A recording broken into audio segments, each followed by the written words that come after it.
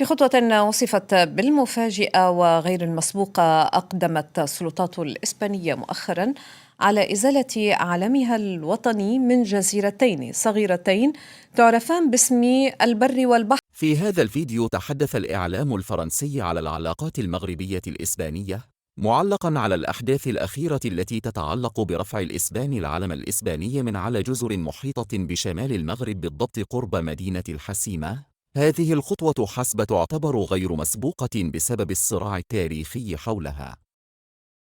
في خطوة وصفت بالمفاجئة وغير المسبوقة، أقدمت السلطات الإسبانية مؤخرا على إزالة علمها الوطني من جزيرتين صغيرتين تعرفان باسم البر والبحر، تقعان بالقرب من مدينة الحسيمة شمال المغرب.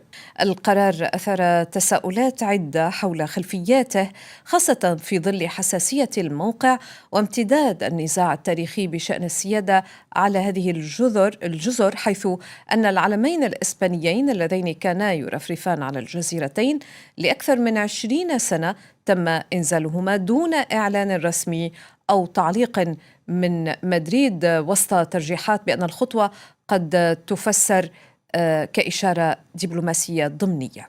أهلا بك سيدي محمد طلبة، ما الذي تبين حول قرار إنزال العلمين من الجزيرتين الإسبانيتين؟ حتى الآن لا يوجد تفسير رسمي لهذا القرار، فقط وسائل الإعلام الإسبانية وصحيفة الفارو الصادرة في بليلية قالت بأن إنزال العلمين في الجزيرة البرية والجزيرة البحرية جاء بقرار من وزارة الدفاع الإسبانية، وهو يتزامن مع وجود ملك المغرب في المنطقة في مدينة تطوان، حيث أحيا ذكرى توليه العرش. في الحقيقة أولا هاتان الجزيرتان جزيرتان صغيرتان، مساحة كل واحدة منهما لا تتجاوز 200 متر عرضا وطولا، وهما غير مأهولتين، لكنهما يتمتعان بموقع استراتيجي هام جدا، على اعتبار أنهما يقعان مباشرة قبالة مدينة الحسيمة.